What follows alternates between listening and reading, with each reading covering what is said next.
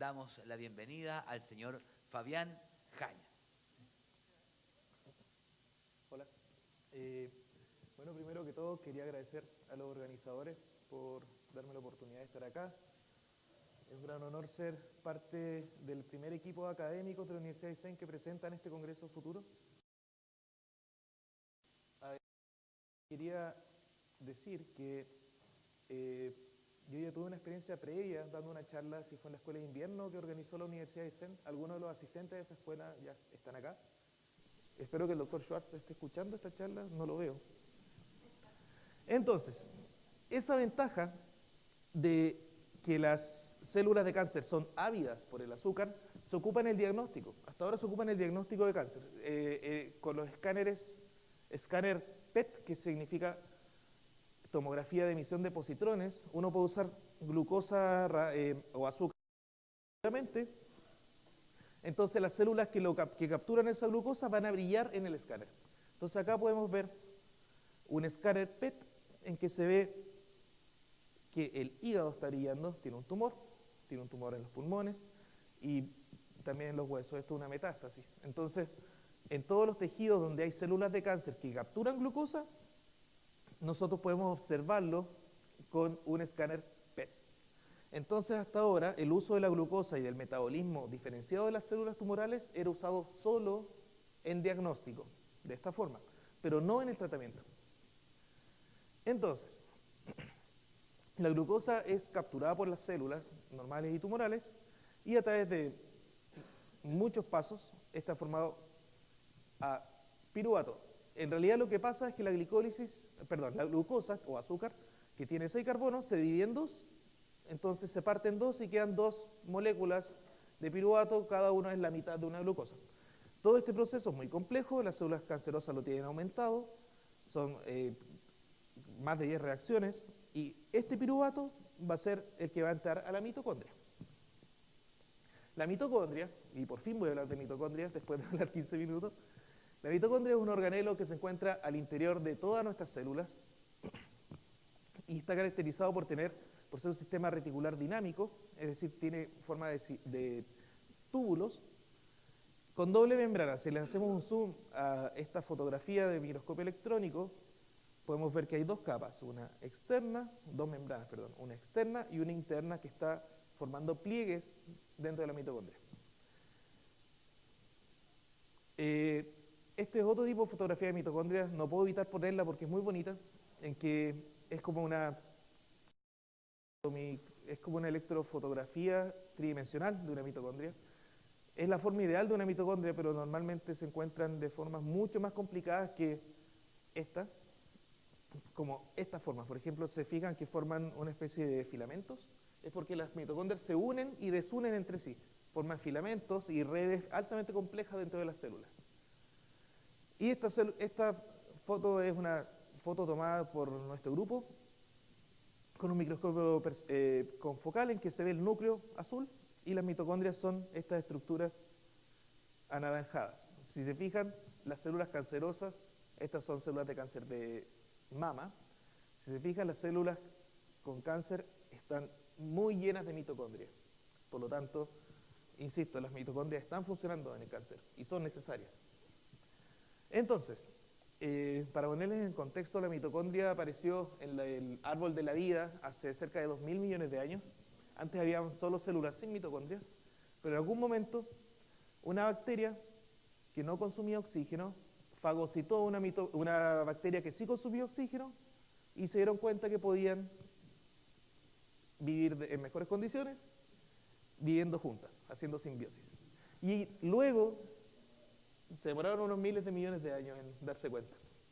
Luego de esta fructífera relación apareció todo el árbol de la vida como lo conocemos actualmente, donde hay plantas, animales, hongos, amebas, entre otros. Y eso también se puede ver en la producción científica, porque si nosotros vemos la mitocondria, la cantidad de científicos que estudiaban la mitocondria en los años 80 era muy baja. Pero, porque en ese tiempo, en los años 80, la moda era el genoma, era la era pregenómica, donde todos decían que los genes eran la respuesta a todas las problemáticas de salud. Pero luego, el año 2001, secuenciaron el genoma humano completo, no se curaron todas las enfermedades como prometieron. No sé si recuerdan, hace 15 años el genoma humano secuenciarlo era la panacea. Ha ayudado mucho, pero no lo ha sido. Y bueno, la cantidad de publicaciones relacionadas al núcleo, donde está el ADN, empezó a disminuir. Y recién, hace un par de años, la cantidad de publicaciones que nombran la mitocondria empezaron a aumentar fuertemente. Es decir, la mitocondria tenía un aumento irregular, pero siempre aumentando, de interés de los científicos para estudiarla. Esta es una figura del doctor Picard, de Nueva York, donde trabajó la colega Basualto. Entonces, como les decía, la mitocondria, esto es una caricatura de la mitocondria dentro de la célula, esto sería la membrana plasmática, y el piruvato entra a la mitocondria y a través de una serie de reacciones genera CO2, genera agua y ATP. Una de las formas en que la mitocondria genera energía y precursores para generar estructuras celulares es el ciclo de Krebs. Alguna vez todos los estudiantes de ciencias tuvimos que aprendernos este ciclo de memoria. Me duró mientras respondí la prueba, después nunca más lo recordé. Pero es importante este proceso porque genera un tipo de moléculas que se llama NADH, que básicamente son electrones altamente energéticos. Esos electrones, los mismos electrones de la electricidad, los electrones también están en nuestras células. Esos electrones son capaces de entrar a un sistema altamente complejo de proteínas que sintetizan ATP usando los electrones generados en el ciclo de Krebs. Se bombean protones que son positivos al espacio intermembrana, que está entre las dos membranas externa e interna, y esa diferencia de carga, así tal cual como una batería, donde afuera está positivo y adentro está negativo, genera una corriente de protones que van a ser usados por este complejo proteico para formar ATP. Entonces, todo el rol de la glucosa, en términos energéticos, es generar ATP, en términos energéticos solamente. Además, este proceso de respiración puede generar radicales libres, que todos han escuchado en los medios, que los radicales libres es lo peor del mundo. Pero bueno, los radicales libres, como por ejemplo el ion superóxido, es generado a partir del oxígeno que captura un electrón durante el proceso de respiración celular y ese oxígeno, que ahora se llama superóxido, puede generar daño celular. Entonces, como les decía, la reprogramación metabólica y todo el metabolismo que vimos previamente en nuestra clase intensiva de metabolismo, se puede ver que está íntimamente relacionada con la generación de biomasa a través del ciclo de Krebs, también está relacionado con la reprogramación genética y eso está relacionado con el entorno de la célula mediante la adquisición de nutrientes y las cascadas de señalización, que no los vamos a ver ahora. Entonces, la mitocondria es regulada por un compuesto, por un átomo que se llama calcio. El calcio es un segundo mensajero en las células que participa de muchos procesos, está regulado por el retículo endoplasmático, también entra desde afuera de la célula y este calcio es capturado, como ven en esta flechita, por la mitocondria. Y en eso es lo que se han basado las investigaciones del grupo donde trabajaba y que ahora estamos haciendo algunos trabajos juntos, es que como el calcio que sale del retículo endoplasmático, que está representado por esta figura con forma de luna, ese calcio puede entrar a la mitocondria, puede alimentar el ciclo de Krebs y el ciclo de Krebs va a generar ATP.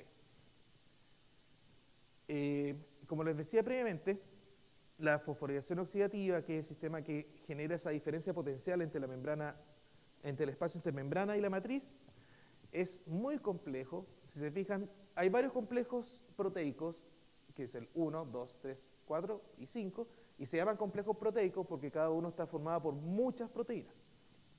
Entonces, lo que nosotros estamos investigando, y en particular en mi investigación de postdoctorado, fue qué pasaba con el metabolismo del calcio si nosotros apagábamos, eso lo voy a mostrar después, perdón, apagábamos el complejo 1 y el complejo 2, que son la principal vía de entrada de electrones a este sistema, cómo eso afectaba a la regulación del calcio en la célula de cáncer. Podemos ver una animación, no pude encontrar la fuente original de este GIF, así que no la puse, pero la encuentro muy bonita en que se ve cómo, si se fijan por este lado, ahí se le entrega un electrón al complejo 1, el complejo 1 se lo entrega al complejo 2, que está ahí, y los electrones viajan y pueden terminar generando ATP. Es un GIF muy bonito, por eso lo tenía que mostrar, pero en realidad lo que ocurre en las células es que los complejos proteicos están muy cerca de sí, casi pegados, entonces probablemente no es como se ve acá, que están separados por un espacio. En general están todos juntos, forman megacomplejos. Entonces, luego de toda esta larga introducción, les puedo contar lo que estamos haciendo los científicos chilenos y lo que estamos haciendo los científicos coyhaiquinos desde la Universidad de ISET. Nosotros básicamente queremos ver cómo el metabolismo mitocondrial puede regular el calcio y eso puede regular la sobrevida de las células cancerosas. Primero, si observamos el tipo de células que nosotros ocupamos, en este caso son células de cáncer de mama humano, podemos ver en azul el núcleo celular y en verde podemos ver las mitocondrias. Lo primero que podemos decir de estas células es que tienen mitocondrias. Tienen mitocondrias y son abundantes. De varios núcleos tenemos también muchas mitocondrias. Luego, aquí hay cosas que en realidad no tienen que tomar en cuenta, pero yo se las voy a resumir. Tratamos de apagar, si se fijan, los complejos proteicos que existen en la mitocondria, los apagamos molecularmente. Primero apagamos el complejo 1 y después, y lo que estamos haciendo ahora es apagar el complejo 2. Básicamente lo borramos del genoma usando herramientas moleculares, ya sean virus, que inyectan moléculas dentro de las células que son capaces de inhibir la síntesis de este complejo. Entonces, en lugar de usar una droga química que inhibe este complejo, lo que pasa es que la célula no lo sintetiza. Y una vez que apagamos ya sea el complejo 1 o el complejo 2, nosotros podemos estudiar cómo se afecta el metabolismo de la célula. Entonces, si apagamos, por ejemplo, el complejo 1 normalmente entrega electrones a la ubiquinona, dan lo mismo los nombres, al complejo 3, al 4, y el 4, este complejo, es el que usa oxígeno.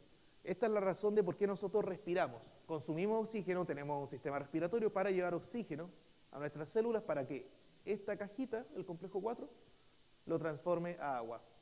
Esta es la razón por la cual necesitamos oxígeno, por esta proteína.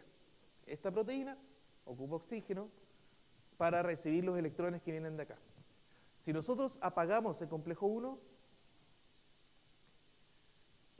no apareció la animación, es que otro computador, pero bueno, si nosotros borramos este complejo, ya no existe esta oxidación, esta reducción del oxígeno. Entonces nosotros podemos estudiar de esa forma cómo nuestras modificaciones genéticas pueden afectar la respiración celular. Ahí está. Entonces, al apagar el complejo 1, ya no hay consumo de oxígeno. Sin embargo, nosotros podemos entregar electrones saltándonos estos pasos directamente al complejo 3 y ahí se restablece el flujo de electrones y vuelvo a tener consumo de oxígeno. Entonces, de esta forma, nosotros podemos detectar el lugar exacto donde tenemos una deficiencia en nuestro metabolismo mitocondrial. Para eso se ocupan equipamientos que se ocupan desde los años 60. Esto es un oxígrafo. Esta foto la saqué de internet, pero muy similar a los que ocupaba en el laboratorio donde hice el doctorado y se sigue usando ahora en los laboratorios de primer mundo, donde uno pone las células aquí y un sensor de oxígeno mide la concentración de oxígeno en el medio extracelular. Sin embargo, ahora hay métodos más sofisticados. En el laboratorio con el que colaboramos en Santiago, tienen la suerte de tener el equipo más avanzado del mundo para medir metabolismo, que es un analizador de flujo extracelular que puede medir la concentración de oxígeno en 96 muestras simultáneamente. Y gracias a este equipamiento nosotros pudimos acceder a muy interesantes resultados. En esta máquina básicamente lo que se hace es, esto es un zoom a uno de estos pocillitos, uno pone las células pegadas al fondo del pocillo Y luego los sensores que están en esta placa verde. Esta es una placa de 24 pocillos, pero nosotros usamos una de 96 pocillos, 4 veces más grande. Estos sensores miden la concentración de oxígeno y de pH en tiempo real. Esto se lo muestro porque quizás ahora ya no es tan novedoso como lo fue hace 6 años atrás, pero cuando llegó esta tecnología a los que estudiamos metabolismo fue revolucionaria, porque nos adelantó, nos permitió hacer lo que hacíamos en 3 años, hacerlo en 2 días. Yo mi tesis de doctorado la hice con el equipo que vimos antes, el antiguo, y bueno, me demoré varios años en hacer mi tesis. Pero el postdoctorado lo hice con este equipo y los resultados los podemos obtener en 2 días. Y se obtienen gráficos de este tipo, en que se ve la velocidad de consumo de oxígeno y de generación de ácido extracelular. Y se obtiene un gráfico de este tipo, en que hay ciertos parámetros que nos importan, como la producción de ATP y la respiración máxima, y la respiración basal, que lo puse solo para que vean que se ve de esta forma. Es decir, mientras más alto, más respiración tenemos. Entonces, tenemos nuestros modelos de cáncer de mama sin complejo 1, sin complejo 2, y vimos qué pasaba con la respiración mitocondrial. Aquí no se preocupen por la simbología, pero si ven esta línea azul, estas son las células normales de cáncer, es decir, no tienen ninguna modificación genética. Acá. Pero si nosotros apagamos el complejo 1, que son las líneas rojas, vemos una disminución enorme en la respiración, y si disminuimos la línea verde, si disminuimos el complejo 2, que es la línea verde, también vemos una disminución enorme en la respiración. Y esto va acompañado de un aumento en la glicólisis, es decir, de la vía anaeróbica. Es decir, si a la célula le cortamos el suministro y el uso de oxígeno, la célula se las va a arreglar para buscar otro camino para consumir azúcar. Y esto se ve reflejado en el aumento de la glicólisis, que es medido por la acidez del medio extracelular. Esto era bastante esperable, así que no nos sorprendió mucho. Lo que nosotros asumimos es que las células, al tener la respiración deficiente, iban a usar menos el calcio. El calcio es, como les decía, el átomo que alimenta el ciclo de Krebs, que da los sustratos para que esto funcione. Entonces nosotros decíamos, claro, si es que tenemos menor respiración, vamos a tener menor entrada de calcio a la mitocondria. Afortunadamente lo vimos. Y bueno, acá esto se hizo en Filadelfia. Estamos tratando de montarlo acá, este tipo de experimento. Vimos básicamente que la barra azul, que son las células normales de cáncer, tienen una velocidad de entrada de calcio determinada, pero las que carecen de complejo 1 o 2, que son la roja y el verde, tienen menor entrada de calcio. Y además sus mitocondrias tienen menos calcio, mucho menos calcio, cerca de la mitad. Entonces hasta ahora todo se respondía, todo concordaba, nuestra hipótesis estaba siendo respondida. Pero la explicación de por qué esto estaba pasando, no puse la figura aquí porque son muchas diapositivas, era porque nosotros pensábamos que el potencial eléctrico de la mitocondria, la diferencia potencial, iba a ser menor en las células que no tienen complejo 1 o 2. Pero lamentablemente el potencial no cambia, por lo tanto vamos a tener que reexplicar nuestra hipótesis nuevamente, y así es como funciona la ciencia. Afortunadamente pudimos ver algo mucho más imaginable del fenotipo, de cómo se comportan estas células de cáncer, y eso es un experimento de migración. Lo que se hace básicamente, ponemos células en una capa, una monocapa, en un pocillo de plástico, raspamos esa placa, entonces generamos un espacio vacío entre dos grupos de células y vemos en el tiempo cómo estas células vuelven a colonizar el espacio vacío. Las células de cáncer tienen la capacidad de moverse para cubrir espacios en las que no hay células. Entonces, si nosotros vemos, aquí hay un espacio de cierta distancia que luego de 24 horas disminuye bastante, a un 20%. Eso es normal en las células de cáncer. Nosotros dijimos, bueno, si las células de cáncer tienen su metabolismo energético alterado y además nosotros lo atacamos apagando complejo 1, ¿qué pasa con la migración de las células de cáncer? Y vimos que las que carecen de complejo 1, por motivos que estamos estudiando, la migración aumentó. Es decir, las células de cáncer se pusieron aún más malas sin el complejo 1. Y esto fue bien desesperanzador porque era algo que no esperábamos. Sin embargo, las células que carecían del complejo 2 disminuyeron drásticamente su migración. Si se fijan acá, no avanzaron, no se cerró la herida, a diferencia de las que carecen de complejo 1. Este resultado fue el que hizo que desde la Universidad de Aysén escribiéramos un proyecto Fondesit para estudiar qué pasaba con las células de cáncer gástrico, que es uno de los más prevalentes en la región de Aysén, que carecen de complejo 2, para ver si podíamos después proponer una terapia atacando esta proteína, ya que al disminuir esta proteína, disminuye la migración celular. Y en eso estamos actualmente en la Universidad de Aysén. Y además previamente habíamos estudiado con los grupos con los que colaboramos en Santiago, que si nosotros, como hablábamos de la comunicación, que el calcio a la mitocondria entra desde el retículo endoplasmático, esta es una mitocondria, este es el retículo, y este cono naranjo es calcio que sale de aquí, y entra la mitocondria. ¿Qué pasaría si nosotros cortamos ese suministro usando un inhibidor químico? Lo cortamos y ese inhibidor químico genera una disminución de este flujo de calcio, por lo tanto la mitocondria debería funcionar menos. Este trabajo es de un grupo colaborador, pero participamos en la confección de estos experimentos. Entonces lo que hicimos fue poner este inhibidor químico a las células para cortar la comunicación entre el retículo y la mitocondria. Lo pusimos en esta máquina que parece máquina para hacer helados, pero es un espectrómetro de masas, que es un equipo de última tecnología de otro grupo con el que colaboramos en Texas.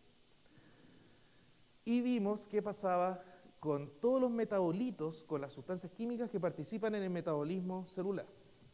Aquí viene una lista muy larga de cosas, de metabolitos que no tienen que ver, porque no se alcanza a ver en esta pantalla, pero me interesa que vean los colores, no los nombres. Si se fijan, en las 3 primeras columnas nosotros tenemos células normales de cáncer. El color rojo indica que el metabolito aumentó y el color verde indica que el metabolito disminuyó. Si nosotros cortamos la comunicación del retículo, es decir, si cortamos la entrada de calcio a la mitocondria, nosotros vemos que estas 2 últimas columnas, que son las células que tienen cortada esa comunicación, muestran un aumento en todos los que son los metabolitos de la glicólisis.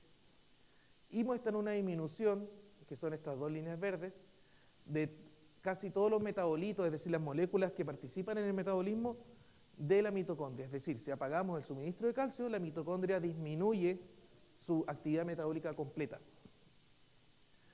Eso es parte de un trabajo que todavía no es publicado, pero el mismo modelo celular fue publicado el año pasado en el laboratorio en el que yo estaba haciendo mi postdoctorado. Y la foto más ejemplificadora, que aunque no lo crean es un experimento muy simple, pero dice mucho, es tomarle fotos a las células antes de echarle una droga y después de echarle una droga. Una foto en un microscopio, que es un experimento que se puede hacer en cualquier parte. Si tenemos acá células de cáncer de mama, las MCF7, cáncer de mama y otro tipo de cáncer, las células se ven sanas, pegadas en una placa de plástico, les toman una foto, luego le agregan una droga que es la que corta la entrada de calcio a la mitocondria, y ¿qué le pasa a las células? Mueren. Esto es en 24 horas. En 24 horas ya tengo muchas menos células al poner esta droga que bloquea la entrada de calcio. Sin embargo, si yo hago el mismo experimento en células que no son de cáncer, que son las MCF10A, que son células de tejido mamario, pero no son cancerosas, no son afectadas por esta droga. No se ve muy bien en la foto, pero están igual de saludables que las células sin droga. Por lo tanto, esto nos habla de cierta especificidad. Entonces, si nosotros cortamos la entrada de calcio desde el retículo a la mitocondria, nosotros podríamos quizás proponer una nueva terapia en el futuro que pueda atacar específicamente al cáncer. Esto va de la mano con el trabajo que se está haciendo desde la Universidad de Aysén, que es atacar el metabolismo mitocondrial en un paso posterior a la entrada de calcio, es decir, lo estamos tratando de atacar de todos los frentes. No puedo terminar esta presentación sin mostrar este video, no sé si se ve, en que se ven células. Esto fue tomado por César Cárdenas, que era el investigador principal del laboratorio donde yo estaba, en que, no sé si se ve, ¿se mueve?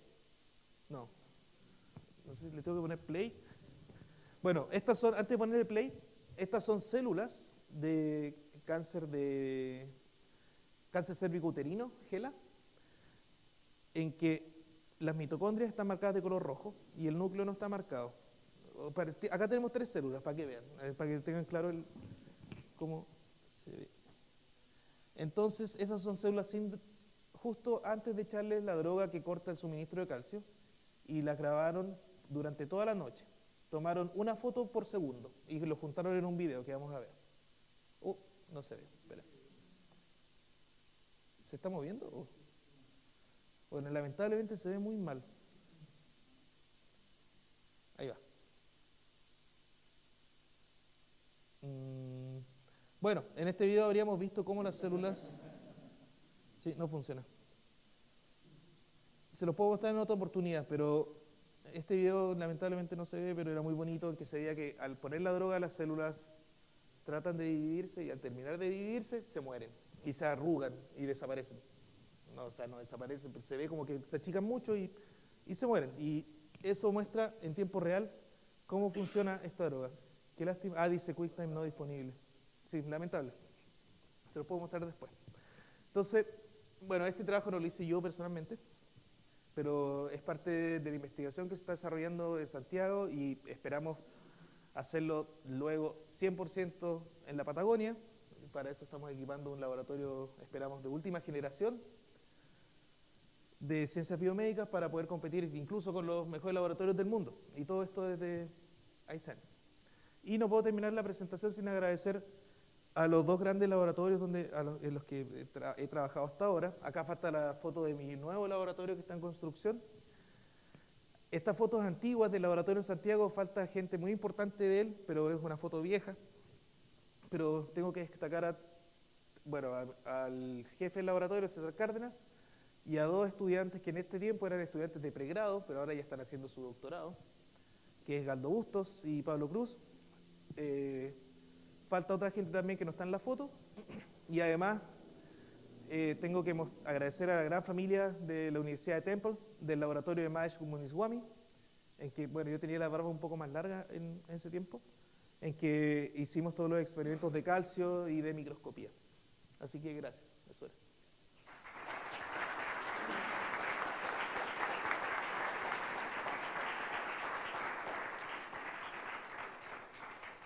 Agradecemos la presentación de don Fabián Jaña, académico de la Universidad de Aysén. A continuación vamos a desarrollar el conversatorio que será facilitado por la doctora Carla Basualto, académica de la Universidad de Aysén. Recordar la misma instrucción que los conversatorios anteriores, favor hacer las preguntas a través del micrófono para que se realice la traducción. Okay. Y antes de... que además se paren, sí, que además se paren cuando hagan la pregunta y una vez finalizada esta parte, le vamos a solicitar que por favor pasen a dejar los aparatos traductores al ingreso del salón. Bueno, ¿aló? ¿Se escucha? Sí. Parto por agradecer la exposición que hizo Fabián, el doctor Jaña, sobre todo como él también quiso hacer el punto en la introducción por darse el trabajo de explicar, de introducir el tema y de hacernos entender un poco desde el inicio el tema que él estaba trabajando, porque también esa es la tarea de la ciencia, finalmente, entender los distintos procesos y desde ahí ser capaz de buscar una cura, seguir una pregunta, entender fenómenos del universo, fenómenos sociales, históricos o qué sé yo. Bueno, yo también soy, como dijo el presentador, parte de la Universidad de Aysén, me estoy incorporando recién, trabajo en un área similar. Así es que no voy a hacer yo las preguntas, sino que obviamente los invito a ustedes a hacerle todas las preguntas que quieran al doctor Jaña.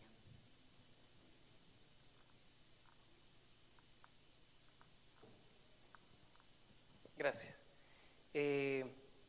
Muchas gracias, Fabián. Lo que quisiera preguntar tiene relación con integrar un poco lo que vimos en la presentación anterior y lo que tú propones.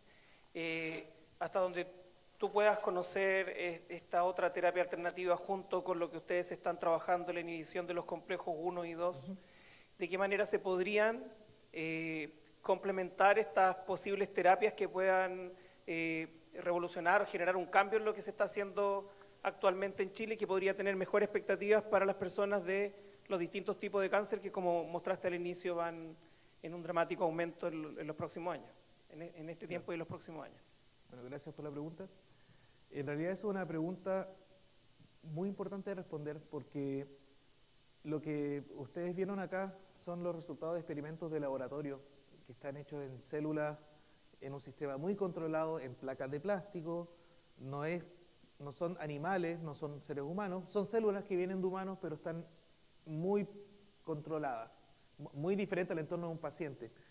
Normalmente cuando uno encuentra un posible nuevo tratamiento gracias a este tipo de pruebas, lo que uno tiene que hacer es pasar a las pruebas en animales. Actualmente en el laboratorio hay un trabajo que está en vías de ser publicado en que se ve los efectos de esta droga en animales, la droga que inhibe la entrada de calcio a la mitocondria. Ven cómo disminuye el tamaño de tumores en ratones. Y después de eso vienen los mismos tipos de experimentos en otro tipo de animales, conejos, y se ocupan miles de animales en este tipo de experimentos, pasan muchos años, y luego de aproximadamente unos 8 o 9 años haciendo pruebas en animales, se puede pasar un ensayo clínico, que era lo que decía Loren que necesitábamos hacer, que son ensayos clínicos. Los ensayos clínicos son un tipo de protocolo con varias etapas en que uno se tiene que asegurar que una droga nueva o terapia nueva o protocolo de administración nuevo es seguro para todos los pacientes y gente no enferma.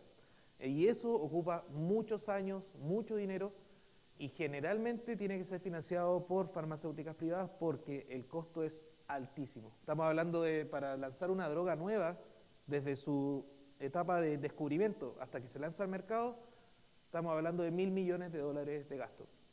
$1.000 millones, estoy hablando de mucha plata.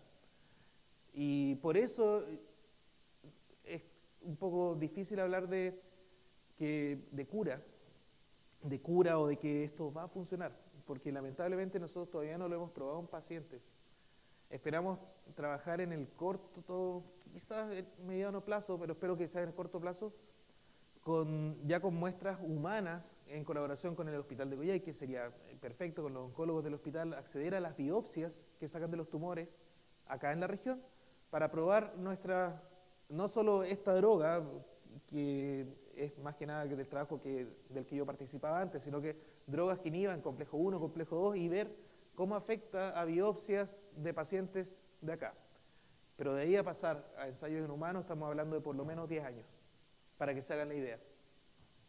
10 años por lo menos, y mucho financiamiento. De nada. ¿Más preguntas?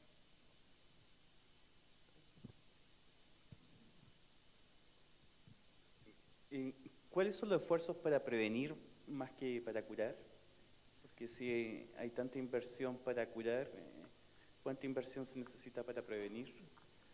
Sí, bueno, la inversión para prevenir es la solución, probablemente. Prevenir es la cura al cáncer, porque la mayoría de los casos de cáncer actuales, voy a tirar una cifra, no estoy 100% seguro, pero creo que el 60% de los casos de cáncer son prevenibles. Pero eso, no sé, estoy muy perdido en el número. Sí, he escuchado algo parecido. Incluso más alto es. Ah, ya. Pero ese es otro tipo de intervención, una intervención educacional, cultural, en eliminar el tabaco, eliminar el alcohol, que el alcohol es súper subestimado como agente cancerígeno, pero el alcohol causa millones de casos de cáncer. Aumentar el deporte, que se sabe que disminuye la malignidad del cáncer, la progresión del cáncer, el deporte es muy bueno. Entonces implica cambios de vida y el estilo de vida que, no me corresponde a mí proponerlo, no soy un ejemplo de vida saludable, pero lo que nosotros estamos tratando de proponer es de entender cómo funciona el cáncer para poder en el futuro, muy a largo plazo, quizás llegar a una posible cura de gente que ya tiene cáncer. Porque igual, a pesar de que hay gente que tiene estilos de vida sanos, igual por razones genéticas o patológicas, no sé, por el virus de papiloma humano, qué sé yo, puede adquirir cáncer por muy buena calidad de vida que tenga. Hay cáncer que igual es genético, aunque tú lo trates de evitar, va a llegar igual. Entonces la prevención es muy importante, pero todos sabemos.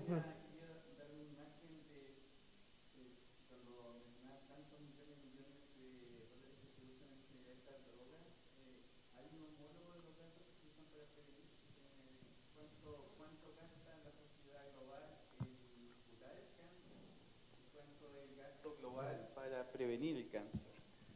Sí, no manejo las cifras, no, pero es como, no sé, un programa de gobierno como para estimular la vida sana. Aquí yo creo que hay gente que maneja esas cifras mejor que yo, pero yo creo que el beneficio a largo plazo es mucho más invaluable que el tratamiento. Atrás. Había Miguel. una pregunta, sí. Bueno, agradecer sinceramente la exposición de muy buena calidad. Además también genera un debate con la exposición anterior, que yo creo Sí. que eso también enriquece la discusión. Yo primero felicitar por este espacio que tú nos permites como proyectar el futuro. De verdad que creo que, o sea, el pensar que Aysén puede tener un laboratorio de estas características, para mí que llevo 15 años en la región, la verdad que era impensado. Entonces, de verdad es como una especie, como decir, de agradecimiento por esta forma de ver la región al futuro. Y en ese sentido la pregunta bien concreta es, pensando unos 10 años más, ¿cómo te imaginas que está funcionando todo esto en la región de Aysén y para el mundo, digamos?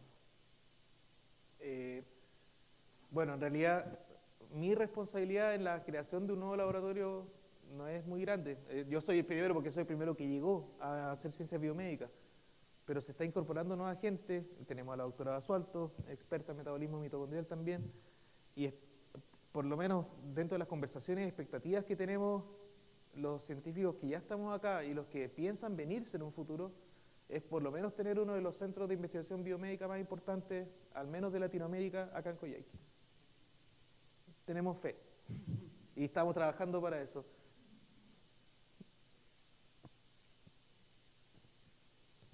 Un poco complementando la pregunta de Miguel, y pensando que este también es un congreso como de pensar la ciencia, mi pregunta es, ¿en qué medida la institucionalidad científica del país, y esto saliéndome del tema cáncer, Claro. pero como un poco recogiendo tu experiencia como investigador y como científico, ¿en qué medida la institucionalidad científica del país da el ancho para poder implementar estos proyectos que muchas veces tienen que ver más con las voluntades de los científicos que con una institucionalidad pública que respalde, apoye y le dé sustentabilidad a estos proyectos? ¿Cuál es como en términos de la ciencia en Chile, cuáles son las potencialidades y cuáles son las debilidades de pensar a futuro el trabajo científico? Bueno, qué bueno que me hiciste esa pregunta, porque ahora en Chile estamos pasando por un punto de inflexión en la institucionalidad científica. De hecho, ayer creo que se aprobó el nuevo proyecto del Ministerio de Ciencia y Tecnología. No sabemos cómo va a ejecutarse, pero ya significa que está en la palestra. Con respecto al comienzo de tu pregunta, de si es que la comunidad científica chilena da el ancho para la institucionalidad. Bueno, hay que ver cómo se viene el Ministerio de Ciencia y Tecnología, pero yo puedo hablar de mi propia experiencia y no quiero ser malagradecido, pero la institucionalidad científica en Chile funciona de manera muy precaria. O sea, nosotros invertimos, para este año hay una inversión del 0,36% del Producto Interno Bruto en ciencia y tecnología. 0,36% en ciencia y tecnología. Es una vergüenza, porque en un país promedio de la OECD se invierte, un país promedio, no estoy hablando de Alemania que está por sobre el promedio, un país promedio invierte 4,6% del PIB, 10 veces más. Entonces en Chile, a pesar de que se cuenta con un material humano envidiable, no lo digo por mí, lo digo por mis colegas, que todos los científicos que conozco chilenos son prácticamente brillantes, y el problema es que como son brillantes, no están en Chile, porque Chile no les da oportunidades de desarrollo científico. No hay universidades de Aysén en todo Chile. No nos ofrecen a construir laboratorios en todo Chile. Esto es un lujo y tengo la suerte de que me eligieron a mí. Pero en Chile no hay mucho espacio para que los científicos se desarrollen, los científicos jóvenes en especial. Por eso están en Alemania, en Estados Unidos, porque allá sí se les premia por pensar, acá no. A mí sí soy afortunado, pero eso, soy afortunado, no es la regla. No tenemos universidades de Aysén en todo Chile, lamentablemente. Fabián, si nos puedes contar un poco en qué va a consistir tu proyecto Fondesit que vas a ejecutar desde la Universidad de Aysén. Gracias. Es lo que mostré, es ver cómo la inhibición molecular mediante partículas virales, vamos a meter un gen en las células de cáncer gástrico, varios cánceres gástricos, y ese gen va a hacer que el complejo 2 deje de funcionar. Y vamos a ver cómo eso afecta al fenotipo tumoral, es decir, si puede migrar, si puede proliferar, si es básicamente qué tan maligno es, y ver si el complejo 2 mitocondrial es un blanco terapéutico posible para luego plantear la síntesis de nuevos fármacos y nuevas terapias. Gracias. Sí. Hola. Hola. Y gracias por volver a la Patagonia y con tanta ganas de hacer algo por nuestra región. ¿Tienen alguna teoría por qué cáncer gástrico acá? Esa es una excelente pregunta. Yo no tengo la respuesta y que yo sepa, no hay respuesta hasta ahora. Hay gente que dice que es porque se come mucha carne. Yo no sé si eso es una Los respuesta. argentinos comen mucha carne igual, pero Sí. que nosotros. Porque Sí, yo no tengo la respuesta para eso, pero sí me lo he preguntado. Yo creo que de la Universidad de Aysén probablemente va a salir una que otra investigación al respecto, pero el cáncer gástrico aquí es raro que sea tan alta la tasa. No sé si la gente que trabaja en salud tiene respuesta.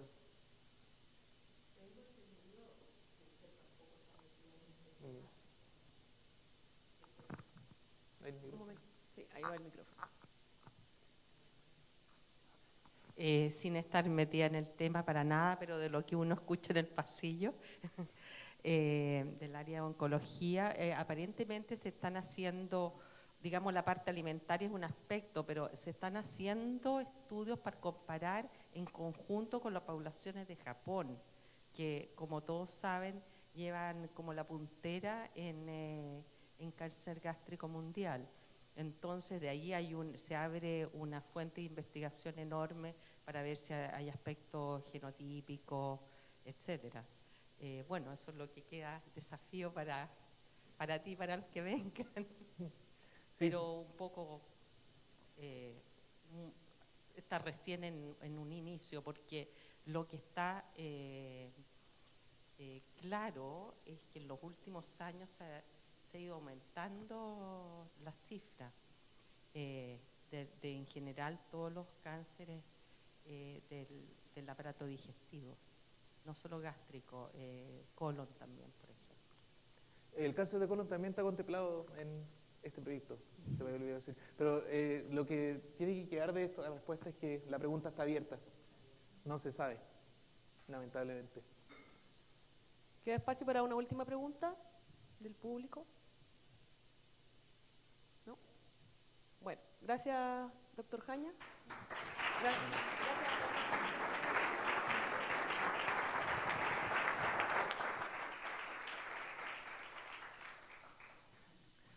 Agradecemos entonces al señor Jaña por esa exposición y también a la señora Basualto su participación. Y les invitamos a la jornada de la tarde que comienza a las 15 horas con 2 nuevas exposiciones. Así que nos vemos en la tarde, los esperamos. Que tengan un buen almuerzo.